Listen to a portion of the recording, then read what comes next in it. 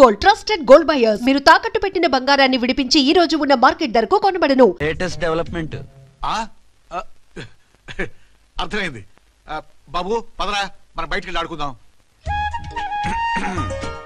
ఏంటలా చూస్తున్నారు? రోజు రోజుకి నీ అందం ఇంకా అందంగా కనిపిస్తుంటాను. అబ్బా వదలండి. పెళ్ళాలు చెప్పే పరమ రొటీన్ డైలాగ్ ఇదే. స్టేషన్కి వెళ్ళొద్దా? నీ జీవితమే ఒక పోలీస్ స్టేషన్. అందులో నువ్వు ఒక ఖైదీవి, నీ మొగుడు ఒక inspector. You are under arrest. నీకు అసలు పగలు రాత్రి తేడా తెలియడం లేదు. ఓ సిప్పిచ్చిదానా, నిన్ను కలుసుకున్న తర్వాత నెలలు సంవత్సరాలే మర్చిపోయాను. ఇక పగలు రాత్రి ఏం గుర్తుంటాయి? వద్దండి ప్లీజ్. వద్దనకే ప్లీజ్. టైం అయిపోతుందండి. పర్వాలేదులే, అక్కడ ఇక్కడ నేనే కదా నీ మొగుడిని.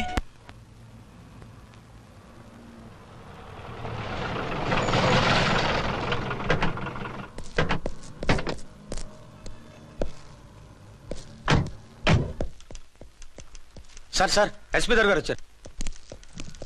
Good morning sir. మార్నింగ్. ఆ మినిస్టర్ తమ్ముడి కేసు ఎవిడెన్స్లు రేపు కోర్టులో ప్రజెంట్ చేయాలి కదా? Yes sir. అన్ని రెడీగా ఉన్నాయా? ఆ కేసు అర్చన చూస్తుంది సార్. అర్చనేది? ఇంకా రాలేదేమో సార్. రాలేదేమోనా? ఇప్పుడే వచ్చేస్తుంది సార్. టైం 11 అవుతుంది. లేట్ పర్మిషన్ అప్లై చేసిందా? లేదు సార్. పర్మిషన్ లేకుండా లేట్గా రావడం ఏంటి? యాక్షన్ తీసుకుంటాను సార్. ఏంటి పూట విశేషాలు? నీకు వార్తలు విశేషాలు వినిపించడానికి నేను దూరదర్శన్లో ఉన్న రిపోర్టర్ అనుకున్నావా? ఏమైంది మీకు? హౌ డేర్ యూ సబార్డినేట్వి విష్యూ గిష్యూ లేకుండా నా ఎదురుకుండా కూర్చుంటావు? Get up. సరసాలు చాలు గానీ ఆ ఫ్యాన్ వేయండి, ఉక్కగా ఉంది. Shut up and get up. ఇప్పుడు టైం ఎంత అయింది? నీ చేతికి వాచి ఉందిగా. నేను టైం తెలుసుకోవడానికి నేను టైం ఆడట్లేదు. ఇంత ఆలస్యంగా ఎందుకు వచ్చావని అడుగుతున్నాను. నీకు తెలీదా? మొగుడికి చెప్పినట్టు ఏంటో సమాధానం? నేను ఇప్పుడు బాధ్యత కల ఓ పోలీస్ ఆఫీసర్ గా నీ పై అధికారిగా అడుగుతున్నాను, ఎందుకు ఇంత లేట్ అయింది? చెప్పాలా? చెప్పి తీరాలి. నా మొగుడికి 24 hours అదే యావ. 5ంటికి లేచి ఇంటి పని, వంట పని, ఒంటి పని ముగించుకుని ఆఫీసుకు బయలుదేరడానికి డ్రెస్ మార్చుకుంటూ ఉంటే వెనక నుంచి కరెక్ట్ గా వచ్చి. ఇంకా చాలా ఆత్మనానా, నీ మొగుడు సరదాలు తెచ్చాలంటే సెలవు పెట్టి తీర్చుకో. ఇలా డ్యూటీ టైంలో కాదు. ఇదే ఫస్ట్ అండ్ లాస్ట్ వార్నింగ్. వెళ్ళి పని చూసుకో. Okay sir. Okay sir. మీరున్నారని ఎక్స్పెక్ట్ చేయలేదు sir. Okay okay, carry on. నానా, నీ కోడలు మూడ్ ఎలా ఉంది? చాలా బ్యాడ్ గా ఉంది. ఏమాయ్? ఏమిటాయ్? దాహం వేస్తుంది, కాసిన మంచినీళ్ళు ఇవ్వు. తీసుకుని తాగు. అర్చే, నీ చేత్తో కాస్త టీ ఇవ్వరా? వెళ్ళి పెట్టుకో. ఎందుకులే, ఒకేసారి భోంచేద్దాం. వంటేం చేసావు? వంటేం చేస్తాం, తింటాం. బ్యాలెన్స్ ఉంటే పని మనిషికి ఇచ్చేసాం. ఆహా, పతివ్రత అంటే నువ్వేనే. నాకు ఈ పూట ఆకలిగా ఉండదని ముందుగానే కనిపెట్టేశావు. వైఫా మజాకా? Shut up. నీది మంచి మనసు కాబట్టి ఆ మాటతో ఊరుకున్నావు. అదే ఇంకో పెళ్ళాం అయితేనా? మీకు ఇంకో పెళ్ళం కూడా ఉందా? చిచి చిచి, ఇంకోటి పెళ్ళాం అనబోయి ఇంకో పెళ్ళాం అనేసా. ఏంట్రా కోపమా? కాదు, తాపం. అయితే నేను తీర్చేస్తాగా. నన్ను ముట్టుకోకండి. అయ్యో, ఏ పొద్దున ఎస్పీ గారి ముందు అంత బిల్డప్ ఇవ్వాలా? ఏదో ఒకటి సర్ది చెప్పచ్చుగా. అక్కడికి మీరేదో సిన్సియర్ అయినట్టు, నేను చావటం అయినట్టు. అంటే చట్టానికి ధర్మానికి అదేంటి కింద పడుకున్నావు? చట్టానికి ధర్మానికి విలువ ఇవ్వాలి కదా. మీరు సిఐ గారు, మేము ఎస్ఐలం. మీరు పైన ఉండాలి, నేను కింద ఉండాలి. చి, అది బయట చెప్పే డైలాగు. భార్యా బిడ్డల కన్నా బాధ్యత గొప్పది కాదుగా. ఇది ఇంట్లో చెప్పే డైలాగ్. పడగొట్టి పని గడుపుకునే మగ మాటలు మాట్లాడకండి. మీ చేత తిట్లు చీవాట్లు తినే కర్మ నాకేం పట్టలేదు. ఎందుకు ఏడుస్తావు? ఇప్పుడు ఏమైందని? నేనెందుకు ఏడుస్తాను? ఆ తిక్కుమాలిన ఉద్యోగానికి రాజీనామా చేసి పారేస్తే ఏడవలసిన వాళ్ళు ఏడుస్తారు. ఆ పని మాత్రం చేయకేనా అర్థం? దీనికి మాత్రం లోటు రాకూడదు. పెళ్ళానికి కోపం వచ్చినప్పుడే మొగుడికి మూడొస్తుందో? నాకే రావటం లేదు, వదలండి. నాకు వచ్చింది కదా, ఆటోమేటిక్ గా నీకు వచ్చేసింది.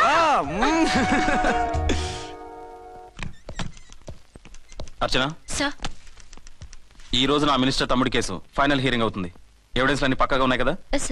లేదంటే తన తమ్ముడిని విడిపించుకోవడానికి ఆ మినిస్టర్ తన పవర్ అంతా ఉపయోగించి కేసును తారుమారు చేస్తాడు. లేదు సార్, అన్ని పక్కగా ఉన్నాయి. ఖచ్చితంగా లైఫ్ పడుతుంది. గుడ్, వాడిని తీసుకెళ్ళు. వీడిని ఇక్కడికి ఎందుకు తీసుకొచ్చారు? నాన్న ఇంట్లో లేడు, నేను అర్జెంట్ గా బయటకు వెళ్ళాలి. వీడేమో ఏడుస్తున్నాడు, ఏం చేయాలో తెలియక. నేను కోర్టుకు వెళ్ళాలండి. సరే ఇవ్వండి. లేదు, లోపల ఎస్పీ గారు ఉన్నారు. ఓకే.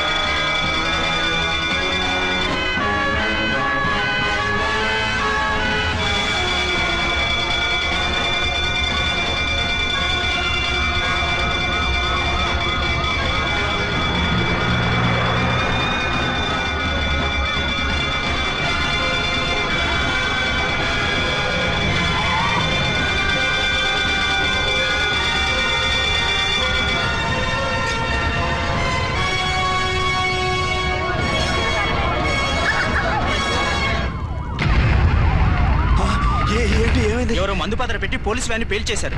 అందులో మనుషులు పాపం అంతా కాలిపోయారు, ఎవరూ బతకలేదు. అర్చనా!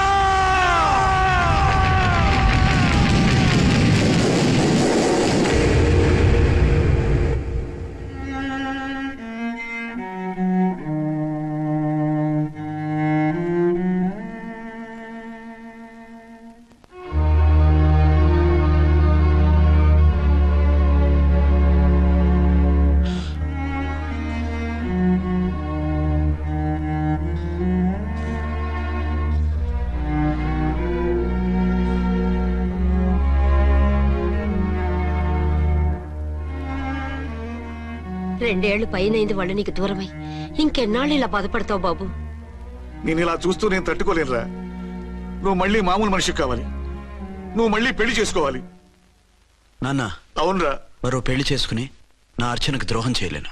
నిద్రాహారాలు మానేసి ఇలా కుమిలిపోతూ పిచ్చివాడు అయిపోయి మాకు ద్రోహం చేస్తావా? నిన్ను అర్చన్ని మర్చిపోమని చెప్పటం లేదు బాబు, అర్చనికి దూరమైన బాధను మర్చిపోమంటున్నావు.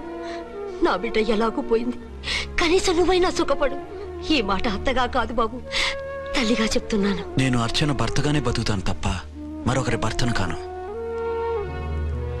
నీకు చనిపోయిన భార్య ఒక్కరితే కాదురా, బతుకున్న తండ్రి కూడా ఉన్నాడు.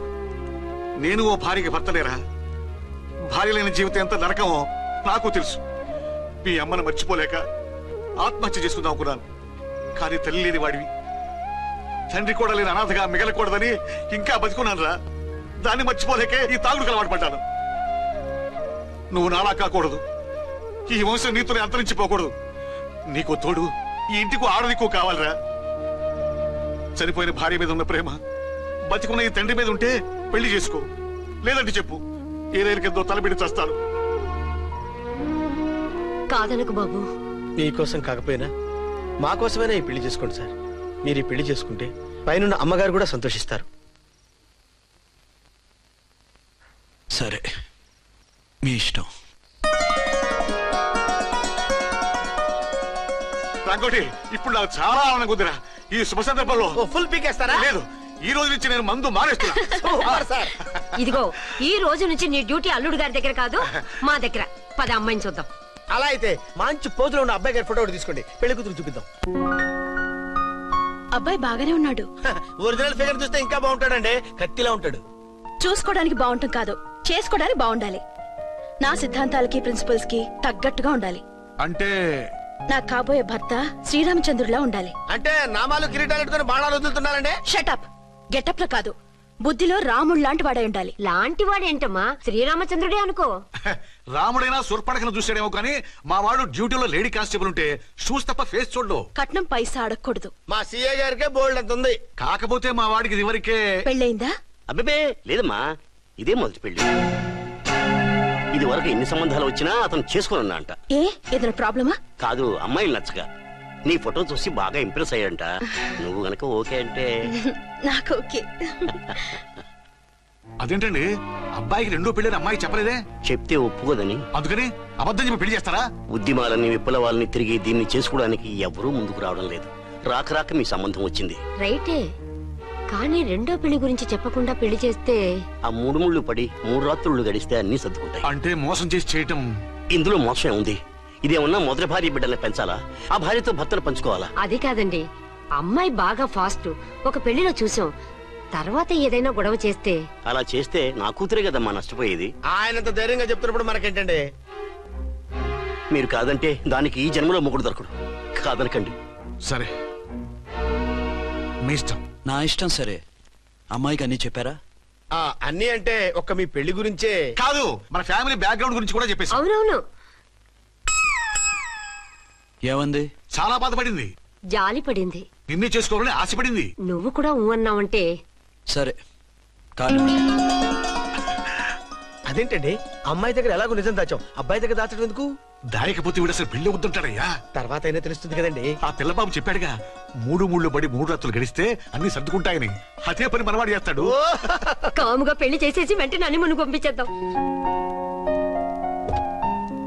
ఇలా కూర్చోండి సార్.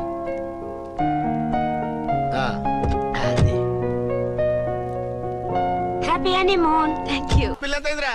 10,000. 10,000. అయితే ఓ పని చేయి, ఈ 1000 రూపాయలు ఇచ్చుకుని ఇదే 10,000 అనుకో. 1000 వర్కౌట్ అవుదండి. పోనీ ఓ పని చేయరా, ఈ బిల్డింగ్ రాసిస్తాను, వర్కౌట్ అవుతా? వర్కౌట్ అవుతుంది వస్తాను. సార్. ఏంటి సార్ ఇది చూడండి. ఇవి రాంకోటి వాడితో బేరాలంటాయా? ఇది ఒకటి ఇచ్చి పంపించు.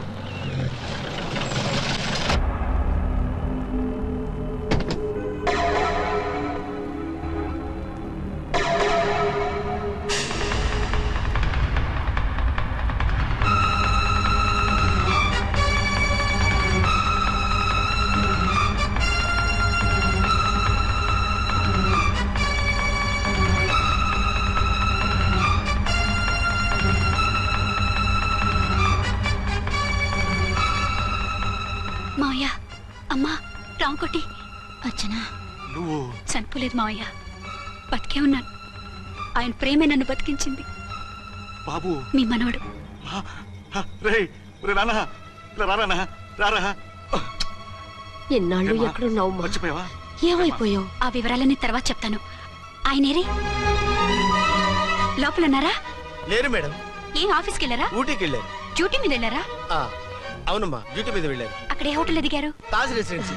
నువ్వు లోపలికి పోదమ్మా, మాట్లాడుకుందాం. లేదమ్మా, నేను ముందు ఆయన చూడాలి. నేను ఇప్పుడే ఊటీ వెళ్తాను. 2-3 రోజుల్లో వాడు వచ్చేస్తాడు. 2 ఏళ్లు ఆయన చూడకుండా శవంలా బతికాను. ఇక 2 క్షణాలు కూడా ఆయన చూడకుండా ఉండలేను మాయా. అది కదమ్మా. నా మాట వినమ్మా.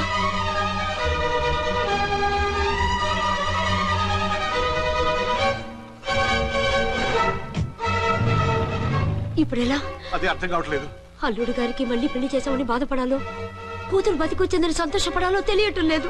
నాకు అసలు ఏమీ అర్థం కావట్లేదు. ఈ టెన్షన్ నేను తట్టుకోలేను. వేసేస్తా, మళ్ళీ మందేసేస్తా. రామకోటి, అమ్మాయి గారు వచ్చేసారని, పెళ్లి విషయం తెలియనివ్వద్దని వెంటనే అల్లుడు గారికి ఫోన్ చేసి చెప్పు.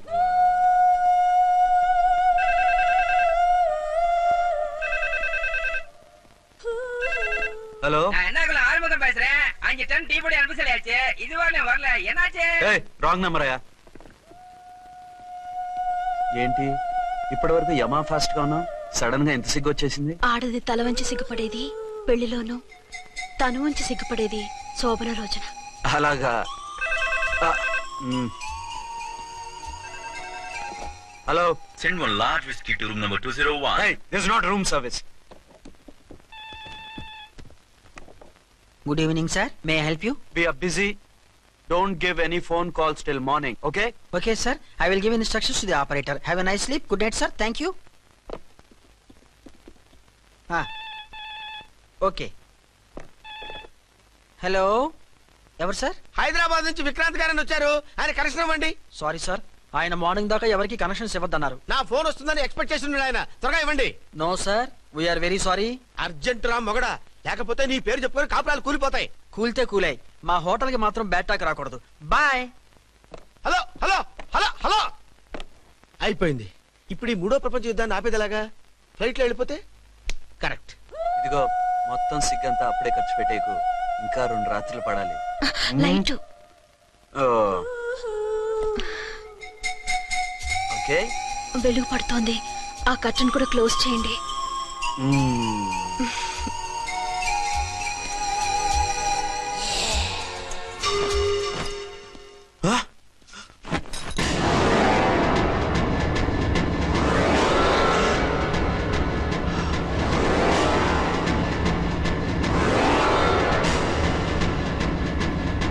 ఏంటలా తొంగి చూస్తున్నారు? ఏం లేదు, ఇప్పుడే వస్తాను.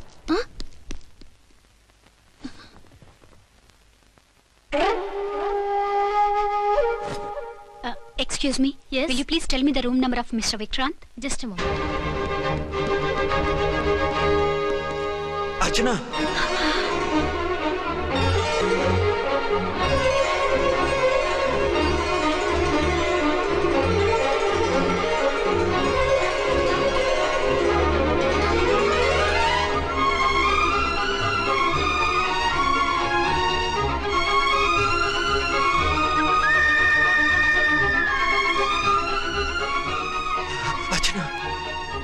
నువ్వు? నేనేనండి, మీ అర్చన్ని.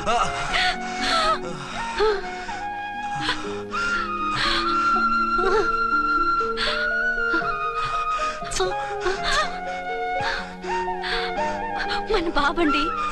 డాడీ. అరే నాన్న,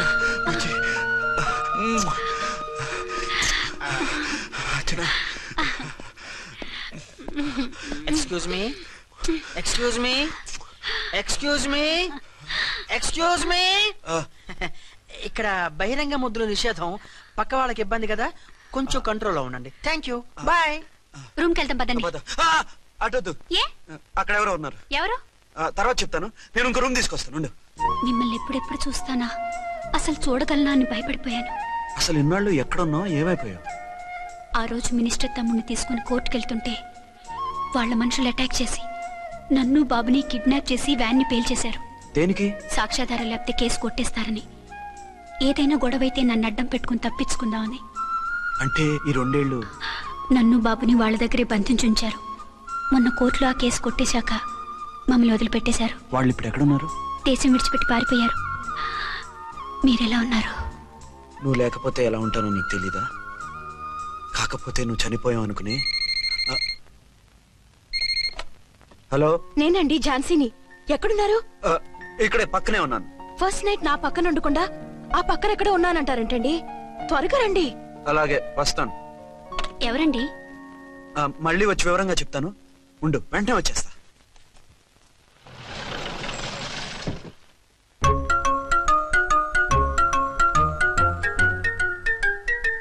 విక్రాంత్ గారు రూమ్ నెంబర్ ఎంతండి? ఆయన 2 రూములు తీసుకున్నారు సార్. ఏ రూమ్ లో ఉన్నారండి? సారీ సార్, మాకు తెలియదు. తెలుగు ఆ మాత్రం తెలీదా? పైగా సూట్ ఒకటి. సార్ రామకోటి, నువ్వేంటి ఇక్కడ? అర్చనమ్మ గారు బతిగా ఉన్నారండి. ఇప్పుడే వచ్చింది. కలిసారా? మీ పెళ్లి విషయం చెప్పేశారా? లేదు, ఇప్పుడు చెప్పాలి. వద్దు సార్, చెప్పొద్దు. ఏ? 2 ఏళ్లుగా తప్పించి కలవరించి ఎంతో ఆశగా మీకోసం వస్తే నేను 2వ పెళ్లి చేసుకున్నానని ఎలా చెప్తారు సార్? ఈ విషయం ఆవిడకి తెలిసి తట్టుకోలేదు సార్. దివ్య భారతిలో మేడం నుంచి దూకి చచ్చిపోతుంది సార్. నిజమే, తను చాలా సెన్సిటివ్. అయితే ఝాన్సీకి చెప్తా. అది ఇంకా డేంజర్ అండి. ఏ? తనకి నా గురించి మొత్తం తెలుసుగా? ఆవిడకి అసలు ఏం తెలియదండి బాబు. మీరు ఫస్ట్ హ్యాండ్ అని ఆవిడకి అబద్ధం చెప్పి పెళ్లి చేశాం. అదేంటి? పెళ్లి ముందు చెప్పన్నాను, చెప్పామని చెప్పారు. చెప్తే ఆవిడ చేసుకోదు, మీరు చేసుకోరని అలా అబద్ధం చెప్పాం. ఆవిడ అసలే ఫాస్ట్ అండి. ఈ నిజం తెలిస్తే పెళ్లి మీద పెళ్లి చేసుకున్న దొంగ సీ అని పేపర్లో వేయించి దాని కింద మీ ఫోటో వేస్తుంది. ఆ ఆవేశంలో సూసైడ్ చేసుకుంటుందండి. సార్ 206 లో ఉన్న ఆవిడ మీకు అవుతారు? ఆవిడ మా ఆవిడే. ఆవిడ మిమ్మల్ని పిలుస్తున్నారు సార్. అలాగే సార్. రూమ్ నెంబర్ 306 లో ఉన్నవాడు మీకు అవుతారు? ఆవిడ మా ఆవిడే. మిమ్మల్ని రమ్మంటున్నారు సార్. ఆవిడ పిలుస్తుంది, ఈవిడ పిలుస్తుంది. నేను ఎటు వెళ్ళాలరా? ఇద్దరి దగ్గరికి వెళ్లకుండా వేరే రూమ్ తీసుకుని రెస్ట్ తీసుకోండి. మెంటల్ పీస్ లేకపోయినా మెంటల్ లేకుండా ఉంటుంది.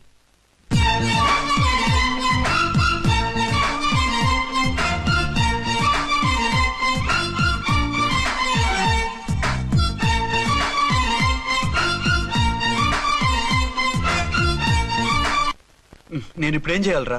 కాళ్ళు చేతులు ఆటలేదు, దడొచ్చేస్తుంది. మీరు అదృష్టవంతులు. నా కళ్ళు, ముక్కు, చెవులకు కూడా దడొచ్చేస్తుంది. సార్, మీకు ఎన్నిసార్లు చెప్పాలి? మీ బిడ్డ తల్లి గారు రమ్మంటున్నారు. సరే వస్తున్నాను పద. సార్, మూన్ వెళ్ళిపోయి సన్ వచ్చేసేలా ఉందంట సార్. మీ హనీమూన్ వైఫ్ గారు మిమ్మల్ని పిలుస్తున్నారు.